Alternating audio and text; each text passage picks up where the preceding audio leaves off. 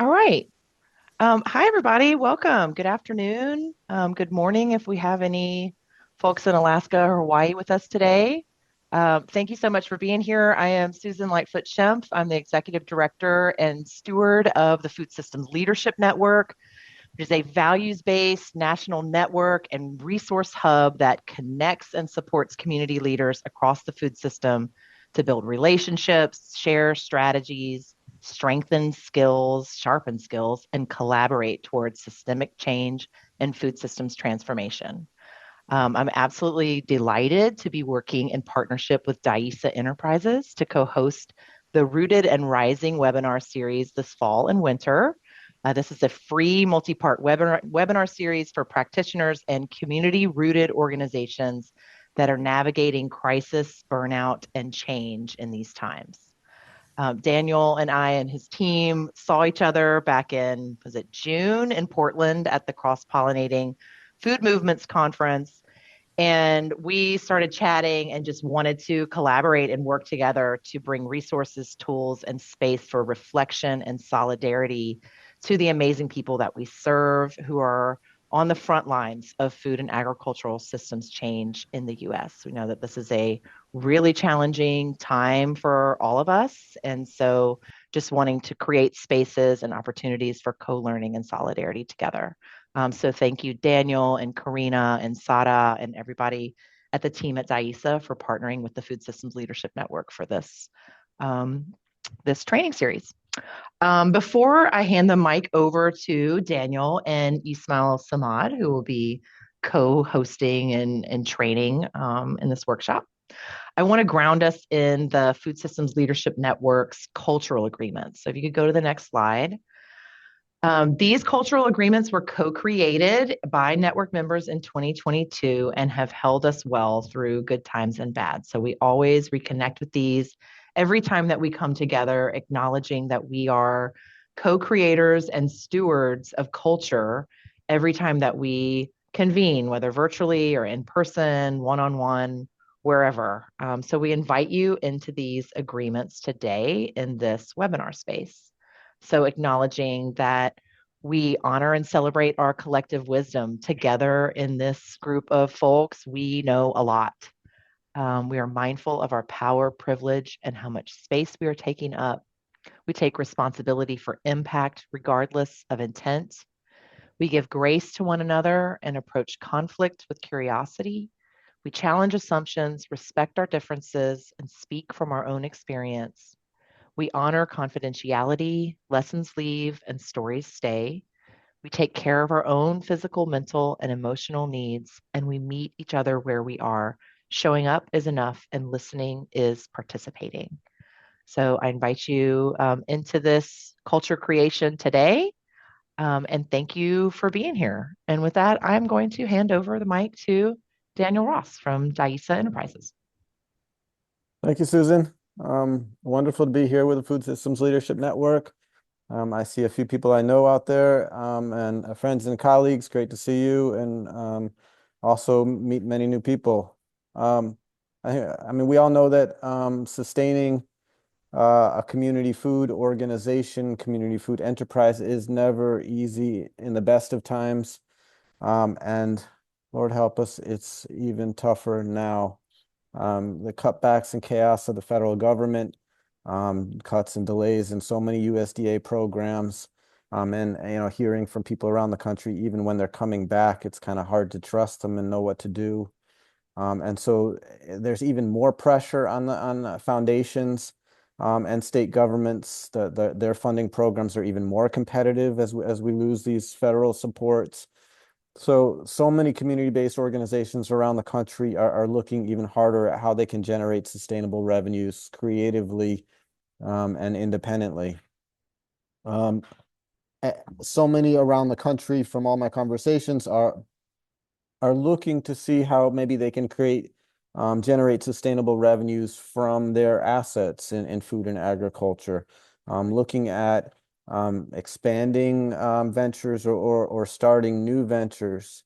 So like they're thinking about, why don't we do a CSA from our incubator farm, or rent out our teaching kitchen, or bottle and sell a product that we've had in mind for a long time, or we'll make our own money. And that can be a wonderful, powerful idea. I mean, these enterprises can not just generate revenues, but accomplish a lot of mission outcomes, create jobs, build awareness, support farmers.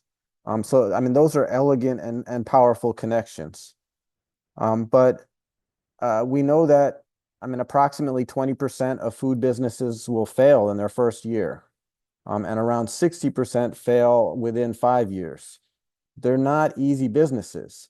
All businesses are risky, and food businesses are especially tricky. I mean, they're characterized by high risk from climates and markets, and probably especially now, low margins, very tight financials, and usually there's a lot of capital required to get them going. I mean, sometimes you need land and equipment, expensive equipment, buildings. So pretty significant investments to build a full business out. So, I mean, nonprofits get grants. And so sometimes funders and even ourselves can kind of expect surefire success with whatever we propose for a new business.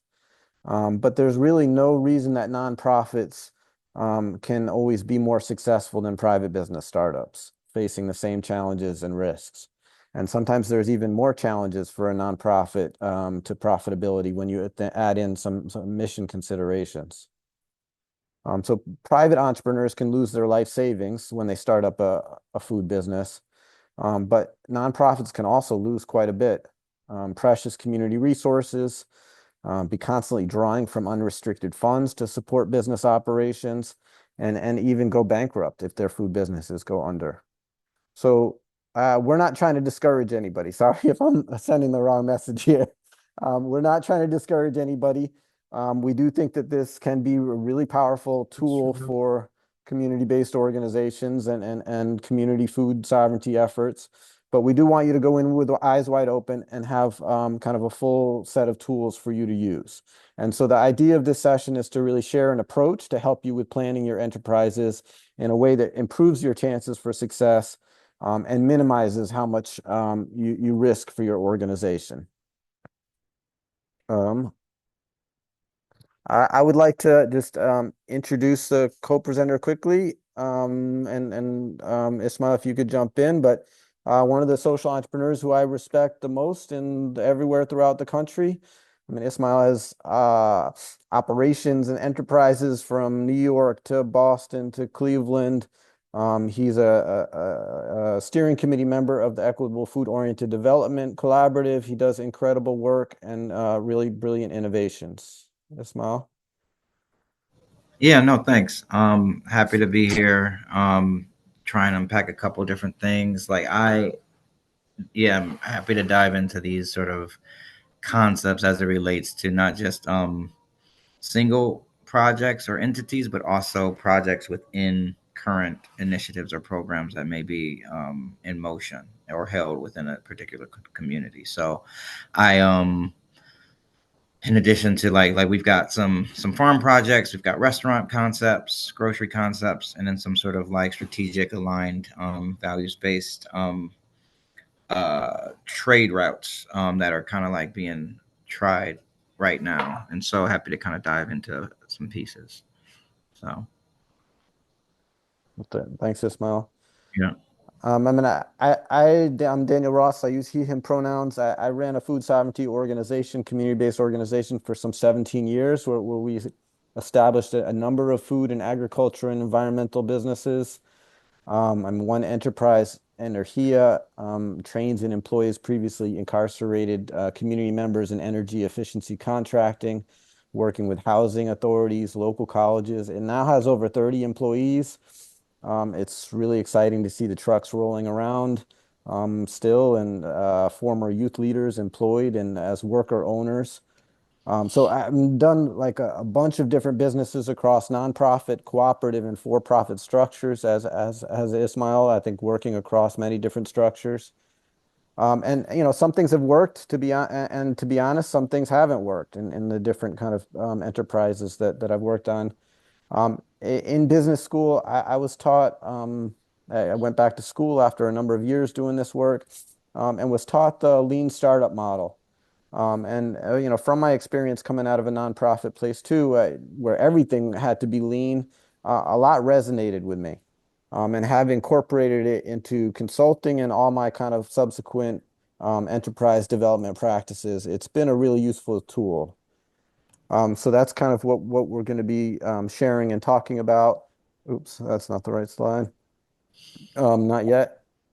So in the past, before this lean startup model came to be, when people wanted to do a new business, they would often take 6 to 12 months to do tons of research, market research, surveys. They'd listen to what everyone thought of their business idea. They'd get ideas. They'd put in all the features people said they wanted in the surveys to get their product idea perfect. They'd raise money to do the perfect product with all these features that everybody said they wanted. They'd spend their life savings. They'd borrow from friends and rich aunts. And then they'd start to do a 30, 40, 50-page business plan. They'd be living in their basement and eating ramen for months to get that business plan and their products perfect. And that brilliant, well-researched business plan would include a market plan, an operations plan, how unique this business is and how everybody wants it based on their surveys, and a bunch of pages of financial projections, which shows sales going up each and every year and exciting profits in year 3, and often like a big curve up to somewhere around year 3 or 5 where everybody gets rich. And then they would put that product out on the market, their new business out on the market. And because they were brilliant on the side of good and justice, which we all are, and they had done all those surveys, what almost inevitably happens? And that I'm going to ask that as a real question to everybody. You can come off chat and yell out something or put something in chat. Based on that 40, 50-page business plan and all that research, what almost inevitably happens when they actually start their business and selling their product to people out there in the community? Any thoughts?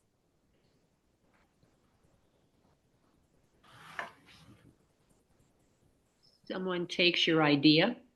Someone takes your idea. That can happen. Yep, a bigger company, almost always a bigger, well-funded organization or company can steal the idea. What else can happen?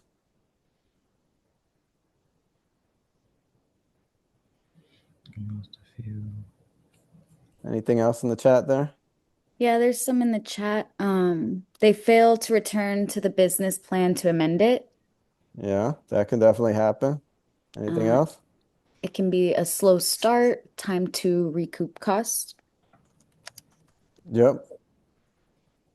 People have a lot of faith. Brilliance too. Yeah. Scrap the plan. And then plans change.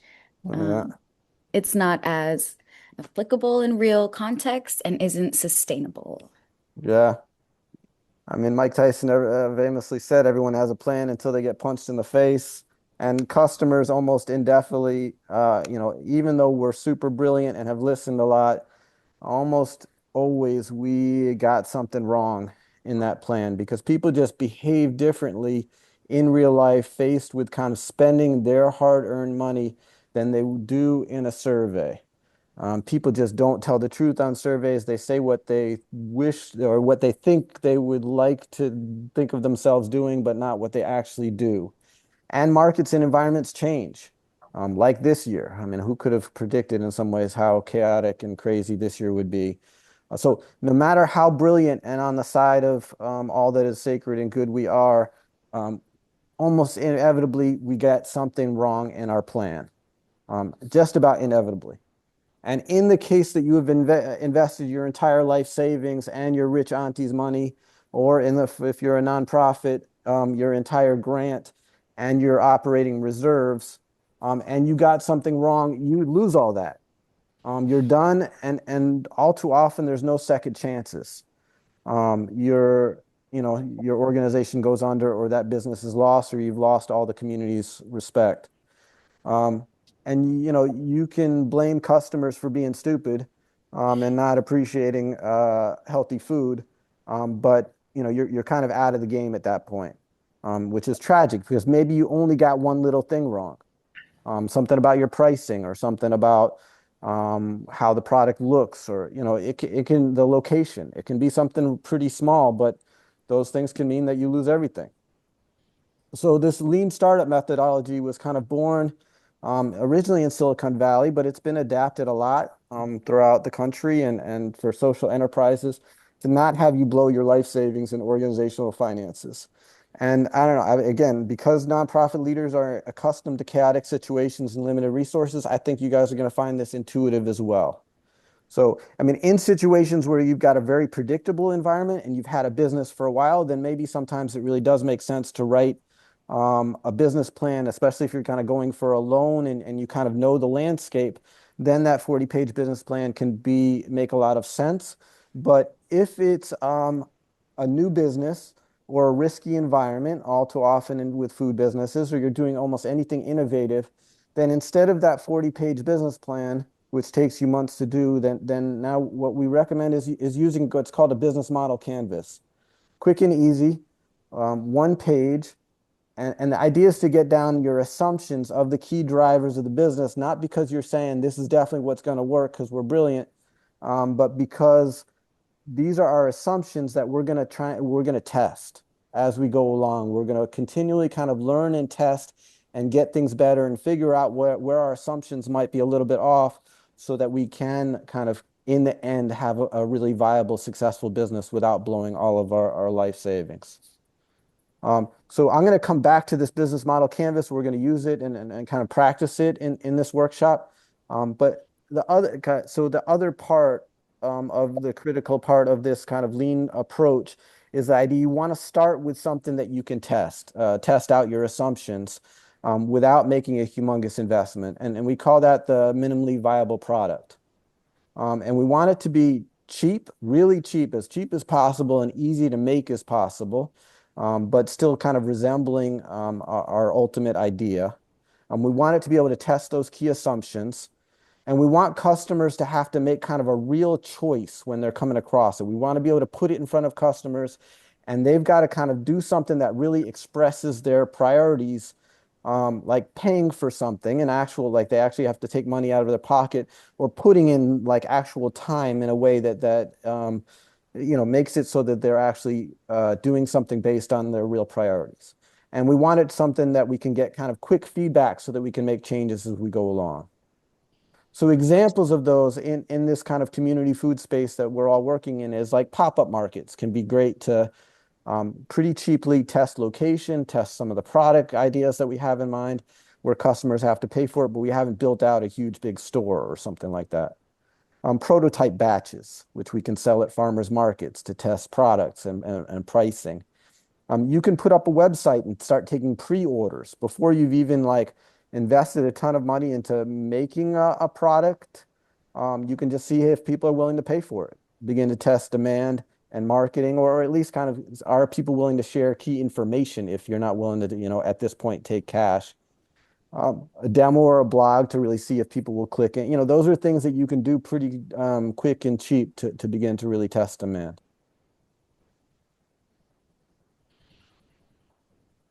Just an example, a project I worked with Sankofa Community Development Corporation in New Orleans.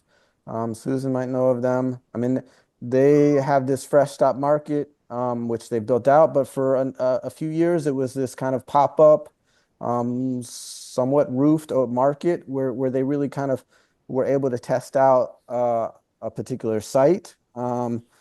Got customer reactions to the products that they were thinking about, see what people were actually buying, look at pricing before and as they were raising dollars to build out their full-scale fresh stop market. And so with that learning from the pop-up situation, that they were able to tell funders and investors why they knew what they were going to do was actually going to work. Their financial projections were based on real numbers. Their design was based on real kind of customer experiences of how they moved around the space and what they really wanted and needed. and their ultimate design was far better because they actually ended up discarding some ideas that they had early on that sounded really good, but customers didn't actually want them or need them in action.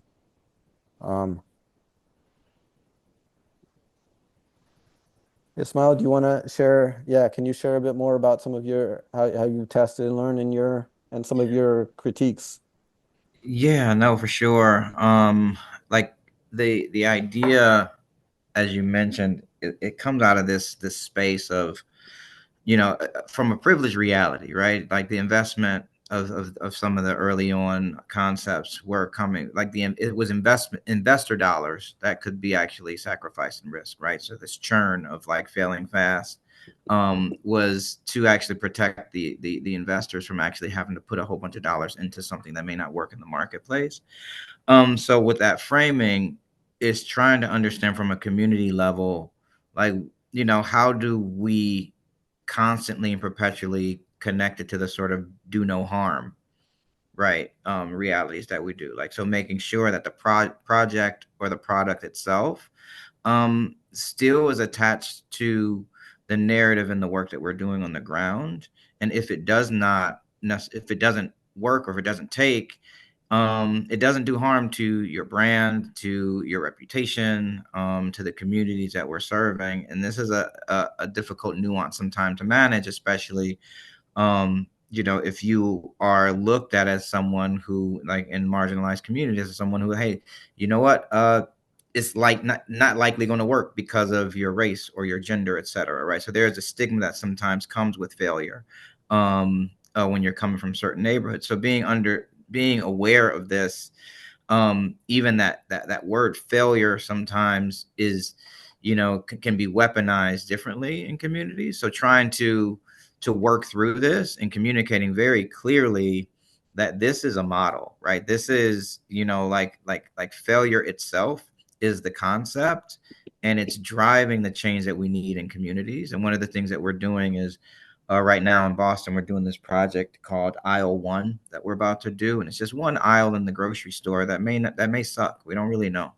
but we know that it's in and of itself, it provides us a safe space to market it as something that is in a protected area, is minimal by design, but the scale, if it actually takes on, is massive. Like if we can actually take this prototype of aisle one, which is this aisle that does absolutely everything right, local food, right, purchase from Black and brown folks, right, and everything that has our ethos-based policies within this one aisle, all of a sudden you could see how the payoff works.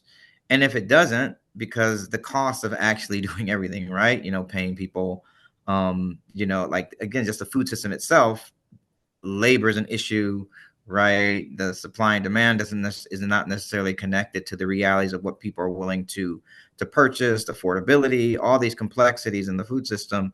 To actually get it to scale takes a lot, like multiple investments. It takes not just one round, maybe sometimes 7 rounds of funding, to which we necessarily don't get in our communities. So it's living within the realities, being like radically pragmatic about it, but being able to tell the narrative of what we tried. Even though it didn't work, it was not necessarily connected to your inability to do something. It's a systemic reason why it failed. So managing the narrative of failure in community-based organizations is super powerful and important. So it doesn't seem as if these failures are connected to your inability or your competencies, which sometimes is connected to stigmas, for CBOs or marginalized communities doing work. So those are some of the pieces that are important to be aware of as we're engaging in some of these mechanisms and strategies. Yeah. Thanks. Yeah. All right. We're gonna jump into small groups to do some practice of this in a second. And so what I want us to start with is this business model canvas. And Karina and Susan, if we can put the link in the chat again, but everybody I think should have gotten it in their email from Susan. what I want everybody to start with, and the way to kind of work with this business model canvas, we're going to keep it simple in this session. But wrong way. I did these animations myself, and I'm really proud of them, by the way. So please, target customer segment. So think about who would be kind of really the first adopters of your business idea. And so that's not, hopefully you don't say everybody, because not everybody is going to be a first adopter. Not everybody is going to love your business.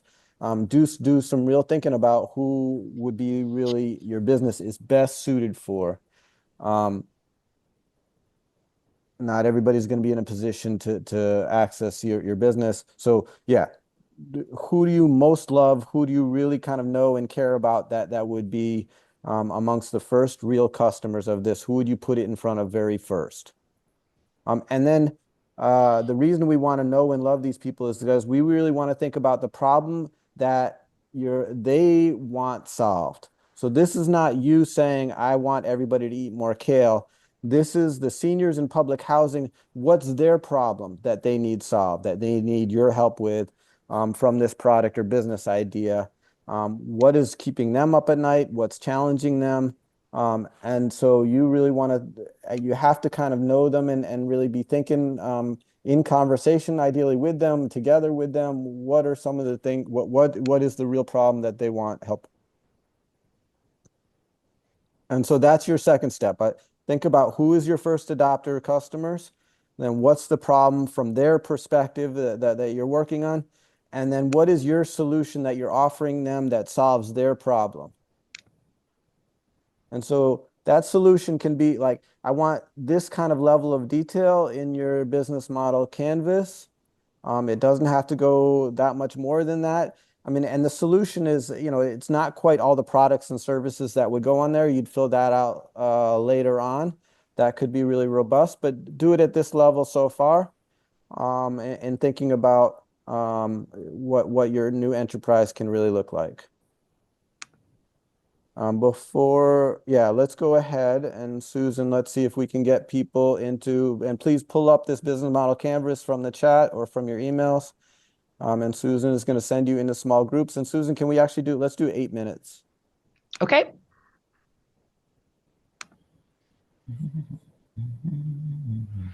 So you should see an option to join a breakout room.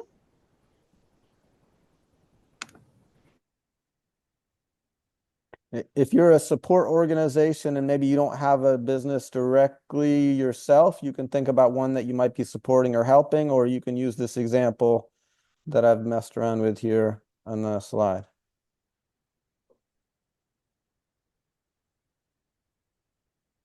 All right, welcome back.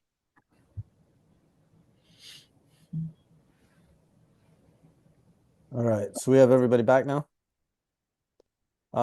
I would love to hear kind of how that went, what kind of enterprises you guys were working on. And I would love to have volunteers be willing to share a little bit about their small group discussion and how it went. Any volunteers, and I will say that I'm going to have Susan pick somebody if we don't get any volunteers.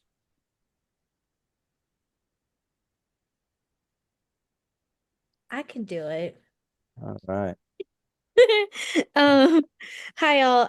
Me and Jamie were in the group together, and it's for us like we have a relationship with like our own individual family and a farm business, and also we work for a nonprofit. So, and then as we kept talking, 8 minutes was not enough. We kind of narrowed down to like we ended up coming up with more questions than the what was it called?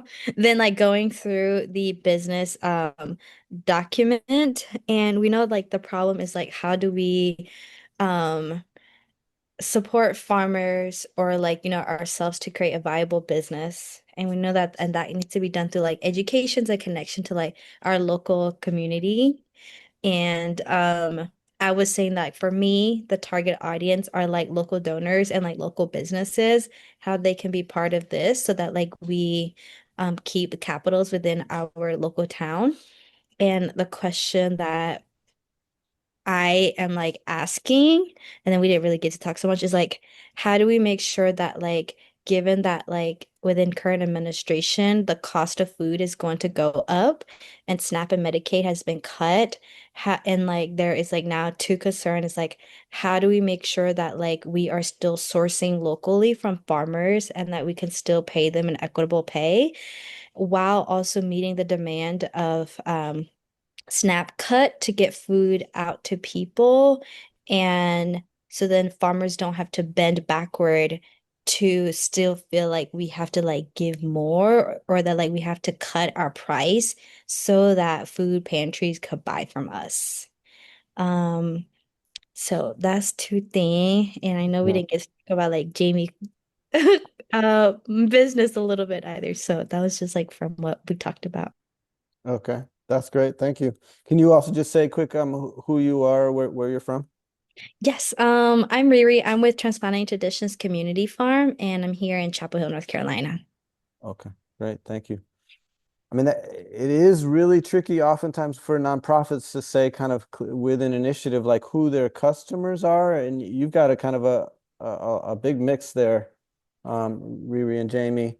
I mean, it sounds like in some ways what you, if I understood right, and correct me if I'm wrong, but I mean, in some ways you were working on how do we get funders, donors to kind of subsidize or contribute to this effort, and I mean, in that scenario, you could say that they're the customer, and so you'd have to really think about, okay, so what's the problem in their perspective? Like, how are you going to frame your request to them in a way that addresses what they're really worried about, and you'd have to kind of really understand for them through conversations, through I don't know focus groups, and trying out different messages, really thinking about what in some ways your minimal viable kind of product is in terms of requests or offerings that would get them to contribute to this. And so you're like, what are they really worried about? Are they worried about the people going hungry? Are they worried about farms dying? Um, are they worried about I don't know, their social status? So I think if in your application you want to be, yeah, you've got a few different customers and you have to think about then what is the problem for each of those different customers that you're helping solve.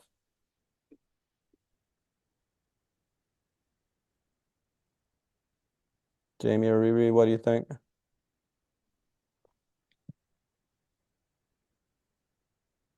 Hmm.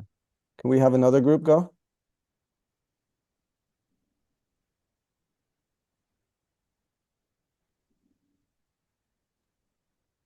Any volunteers?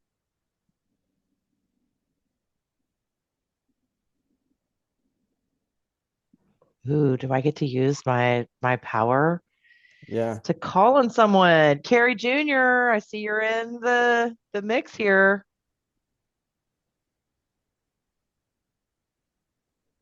And you would call me, and I'm in the middle of driving, but Oh, great. Sorry, how's everybody doing? Carrie. No, no problem. I'll just say briefly while I fight through this rain that there was three of us in our group. Kerry Jr. with SIMPA, Southeast Michigan Producers Association, Farm Co-op, trying to create food systems, local food systems. We were just pretty much doing an introduction of who we are and what we're doing. And we had, I think, Louisville, Kentucky represented, and we had Indianapolis. So we were kind of actually contiguously in the same location. And I guess the general question again is how do we take what we're doing with our own product and systems to improve on it? I'm going to stop right there, and then hopefully somebody else in the group can step up and say something. Hi, Carrie. Good to connect. Anybody else in that group? What enterprises were you guys messing around with? I would say just with like I wouldn't say that we necessarily chose one, but I would say that it seems like we're all kind of in the area of nonprofits that are providing food to communities. And with that question, I would say one of the questions that spawned out of that for me is how do we find a more concrete way to broaden the audiences that our organizations are trying to reach when it comes to providing food for different communities. I think that's kind of the question that spawned out of the lean business model for me in terms of what I do in my organization, but also what these other people do in their organizations as well. Yeah. I mean, great question and wonderful work. I mean, I think core to the heart of the lean business model too is really you can't just think about the mess. I mean, and as nonprofits, we're constantly doing this. We're constantly thinking about what is the message that we're trying to put out? What's our mission? How are we trying to convince other people that what we're trying to put out there is right? And the lean business model is really trying to understand who the customer is that might be buying this and what's their problem that they want something to help solve, and how what we're putting in front of them is something that is of value to them, that they want to pay that it addresses their problem enough that they're willing to pay for it or spend time doing it. So I mean, some of that translation, if we're not really talking about a business, but a nonprofit trying to share a message though, but we're still trying to get people organized. So we still have to try and figure out, is what we're offering of value to them in such a way that they're willing to march with us or organize with us or help spread that message or even be willing to pay attention to it. So what we're offering, we've got to understand is their concerns, is our message resonating with their concerns? So we can't always be, I mean, in this model, it's not about thinking about what we want to put out there. It's really thinking about what are they mad enough and angry enough to be willing to take action or spend money on. That's the big mind switch that happens in this lean approach. And so if we're thinking about broadening audiences, that's great, but we do have to know and understand those audiences well enough to hear, be able to hear and understand the problems and then adapt our messages to be able to resonate with them. And so that means, I mean, there's that terminology like customer segments, because we kind of have to break down those different audiences well enough to be able to adapt our different messages and offerings to them, because not everybody is the same. People sometimes need to hear things, or they have different concerns, and we want to be connecting with each of those different concerns for the different groups that we're trying to reach.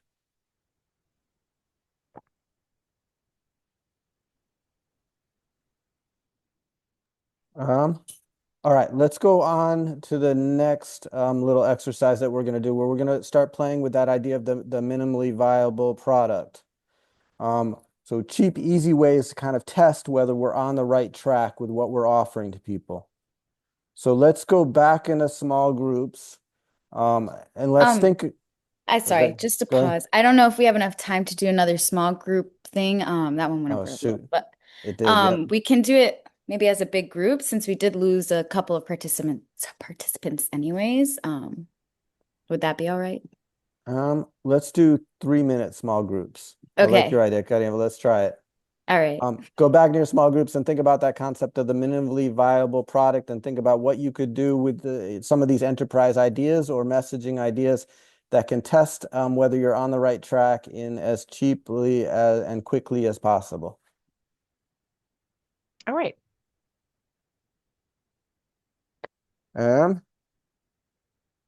Okay. Any questions, or anybody want to share a little bit what they were doing, their group was doing with the minimally viable product concept? We have 1 or 2 groups share. How about Soul? If I'm saying your name right. You are, yes. We were talking, this was a part 1 and part 2 of also beyond just creating a little bit of revenue with our ideas. How much is, is that going to supplant and take the grant-based scheme, or are we just trying to get a little bit of revenue and see what happens? Is our model trying to, meet all the costs of our programming, or just create a little bit of revenue? So that was part of it. With the minimum, what was the word?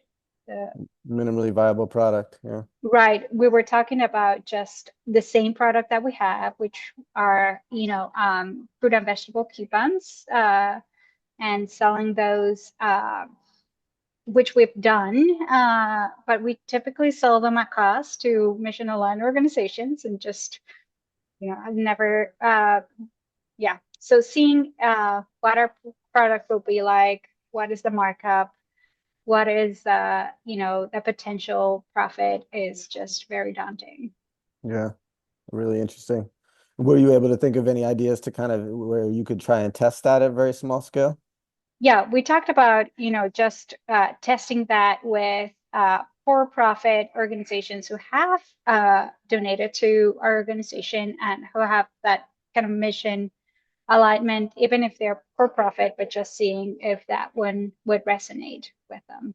Just like deviating just from the market of, one-to-one with our partner organizations who are doing mission or work, and trying to test this with friendly corporations and seeing what that looks like. That's a great idea. Yeah, being able to pick some key kind of friendly or kind of a small group to test it out with is a perfect idea. Yeah, brilliant. Ismail, any last words too?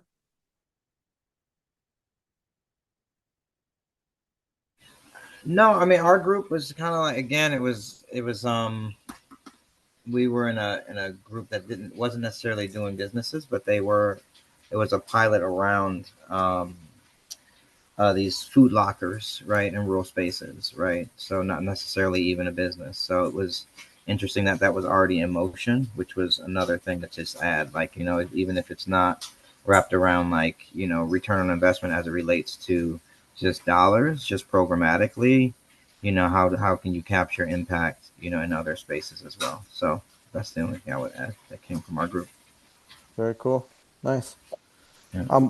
We've got a couple more sessions coming up in the near future that we'd love to invite everybody to share with us as well. Our colleague Shamar Hemphill will be leading a session about organizing strategies, cultivating community power, critical in these times. And our colleague Maria Elena Alvaro Rodriguez will be discussing transforming workplaces for collective well-being, leading a session on that, how we kind of can develop organizations that really help us take care of ourselves during these challenging times as we do this incredibly difficult work. So really hope that you can join us for more of these sessions. And I want to just thank everybody for doing the work that you do, innovative and powerful work at the community level, supporting farmers and community members. So appreciate this time with you. And Susan? Yeah, thank you, Daniel and Ismail, so much for offering this really helpful tool. I'm thinking about a lot of different ways that I can use it, even though it's not necessarily revenue generating, but in different ways of thinking through different strategies and programming. So I think there's a lot of ways that you can apply this framework. So thanks a lot for that. We'll share the recording with everybody that was here, as well as the links to the resources. If you're registered for this, you'll get an invitation for the next one in December, for December 3rd. And also just want to invite folks to attend the FSLN's upcoming Harvest Hour. This is going to be a quarterly meetup of members to learn about what's happening in the network, to find opportunities for plugging in. We're in a real kind of renewed chapter of energy and change and transformation in this network. And this will be an opportunity to plug in. So please come November the 19th. I put the registration link in there and hope to see y'all soon. Thanks, everybody. Sorry, I went 1 minute over. We'll see you in the next one. Everybody have a great day.